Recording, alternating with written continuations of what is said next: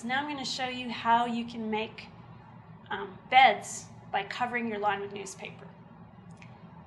This is a photo shoot we did. The friend of mine is a photographer. So we had already overseeded her front yard. You saw us doing that earlier. And now we're going to make a flower bed in the middle of her front yard. So I'm marking out the area where we're going to make the bed with landscape chalk. So it's pretty non-toxic. And I find it's the easiest way to mark a bed. They say you can use hoses and cords, but they kind of kink. And that paint stuff, it's kind of toxic, and once you put it there, you can't remove it. So I'm often erasing with my boots. Oh, I don't like that line. Okay, so, and my staff, they learn it's the outside line, the inside line. So mark the bed, and then you dig out the edges, because you can't just put the you have to have an edge so that the newspaper can slope down. And we dig in about 1 foot in this kind of bed. So he's just digging it out and then flipping it over. So that's our pile. Sometimes it looks a little bit neater. And then we cover it with newspaper. And how thick the newspaper would be, this was the first few times we did it, spreading it out like that. Now we have more methods that will work faster. So we have our homeowners open the newspaper in half and stack it up without the glossy flyers. And then we spread it about 1/2 inch, sometimes 1 inch thick, because I don't want to have to come back and dig out grass. That may be thicker than necessary, but whenever people told me this didn't work, it's because they didn't put enough newspaper. And yesterday we had a woman who said that she just put 2 sheets of newspaper, but she had 8 inches of soil on top of that. So, so you prefer newspaper to cardboard then?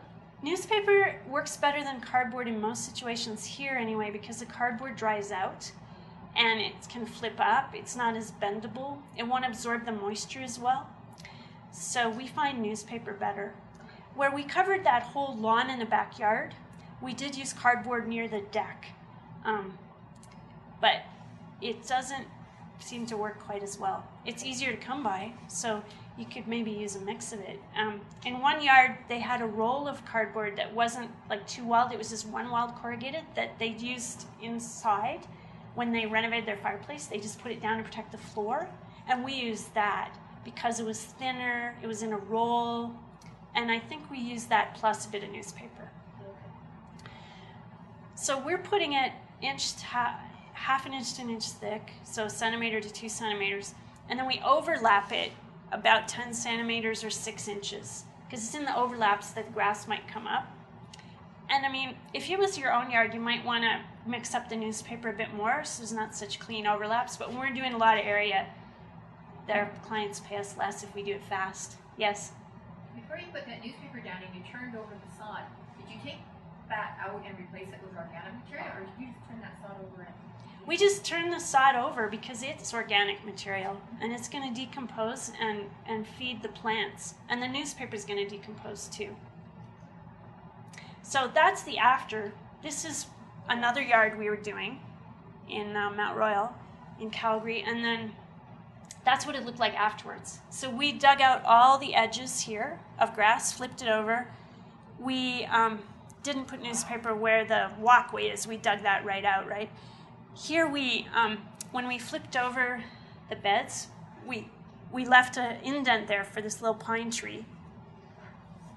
And in fact, wherever we were going to put bigger plants, we left a little space so they could be planted. I'll show you that more in a minute. So when you're laying the newspaper, a few things. You want to have a hose with the nozzle ready to go, because if it's windy, and especially you want to have maybe some more people helping, and you want to have soil close by. So we use composted soil that we get from Bow Point Nursery. I'll tell you more about that later, but it's really good soil. And just put a layer of soil to keep that newspaper down as you're going. And there's our hose, keeping it really moist.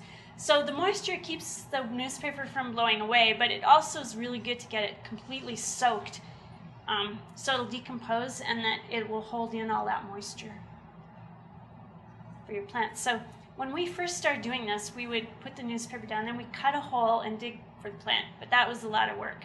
So we've learned how to do this a bit better, and now we put here we put hoops and pots where the plants are going to go. So we make the hole when we're turning over the sod and put the newspaper right down into the hole. And now we're actually, yeah, I'll tell you that in a minute. So this, we're putting some pretty big juniper bushes in here. So we did leave quite, in fact, we dug those holes out. We had to dig deeper than the lawn was.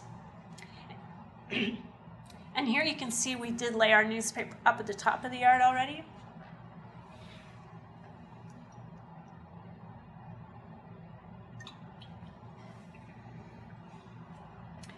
Now we've started putting newspaper right under where we're going to plant the bushes. Because where the lawn, if it ever came up, was right beside where the plants were. It's where the newspaper ended. So we're experimenting with digging, making a hole twice as wide as the plant and a little bit deeper than the root ball, and then putting the newspaper and then putting the soil around the plant. So once you've planted, and then we usually put in about 4 inches of soil. And why 4 inches? Because a perennial pot, a small one, is 4 inches high. So that way we don't have to dig for most of those little perennials we're planting. We cover it with wood chip mulch. Again, I mentioned earlier 4 inches is good, but in this bed we couldn't really put it 4 inches right near the plants, so it's a little less thick. And when you put the wood chip mulch, you don't want it right against your plant because it might mold right there. So give it a few inches on either side, some space. And then water it, soak it, because that much wood chip mulch, it will absorb a lot of water. So you want to totally soak that bed.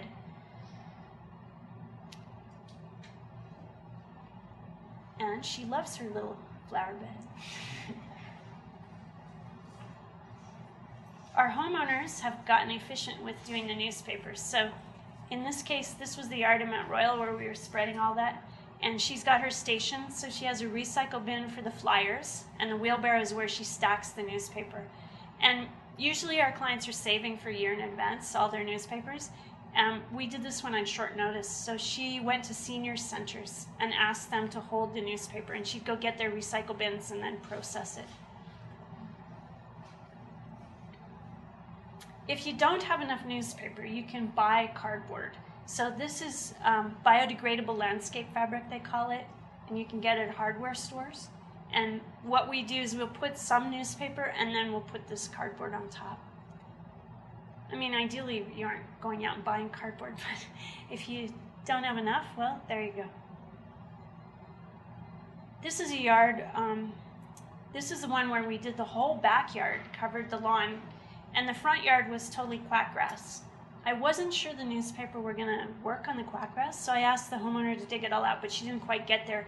So we have put pots and dug holes for the shrubs and then spread the newspaper out, and it did work. No quackgrass came through here. In this case, she's a sculptor and or an artist, and they wanted to put a big sculpture in the front yard, so we planted really low ground covers, and then we covered it with wood chip mulch. This is in the fall, a couple of years later. So the plants are starting to spread out.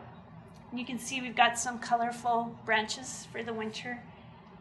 And she said that she spends about 5 minutes a week pulling a few weeds. And the neighbors are really happy because this yard kept getting cited for weed problems from the city. So now it's really low maintenance, and they haven't yet put a sculpture in there, but they've got the spot for it.